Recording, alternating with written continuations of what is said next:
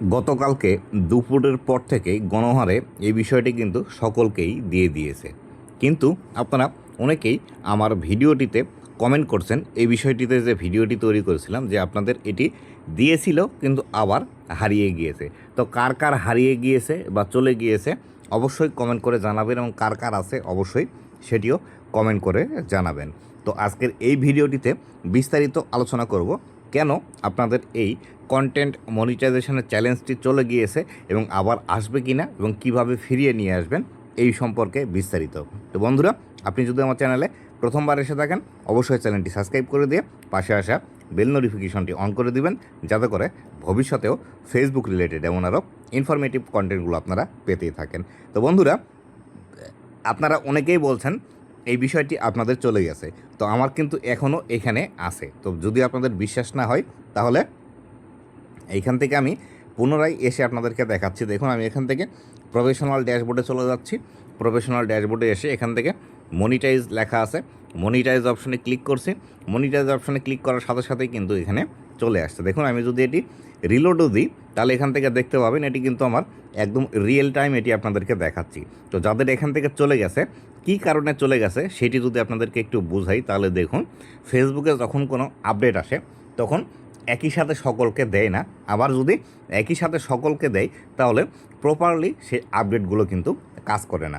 তো এই ক্ষেত্রেও এই বিষয়টি হতে পারে যে ফেসবুকের মধ্যে আপনাকে এটি দিয়েছিল কিন্তু অলরেডি চলে গিয়েছে। যদি চলে গিয়ে থাকে তাহলে সেই ক্ষেত্রে অবশ্যই কিন্তু কমেন্ট করে জানাবেন, এবং কার কার আছে সেটিও কমেন্ট করে জানাবেন। তো যদি চলে গিয়ে থাকে এক্ষেত্রে আমি আপনাদেরকে বলতে চাই, যেহেতু এটি একটি নতুন আপডেট সবেমাত্র কালকেই লঞ্চ করেছে, তো সেই ক্ষেত্রে চলে গেলে এটি নিয়ে হোপলেস হওয়ার কোনো কারণ নেই, বা এটি নিয়ে এত বেশি চিন্তা করার কোনো কারণ নেই। এটি চলে গেছে, ফেসবুক থেকে আবার আপনাকে দেওয়া হবে। তবে কবে নাগাদ দেবে এটি কিন্তু আমরা বলতে পারি না, কেননা এগুলো ফেসবুকের টেকনিক্যাল ইস্যু বা ফেসবুকের যে টেকনিক্যাল গ্লিচ আছে বা বাগ আছে, এর কারণে কিন্তু এই বিষয়গুলো হয়ে থাকে। একটি আপডেট একজন ব্যক্তিকে দিয়ে আবার সেটি কিন্তু উঠিয়ে নিয়ে যায়। তো সেই ক্ষেত্রে আপনিও এর মধ্যে পড়ে যেতে পারেন। তো এটি নিয়ে টেনশনের কোনো কিছু নেই, অবশ্যই আপনাকে আবারও দিবে। অপেক্ষা করুন এবং রেগুলার কাজ করতে থাকুন।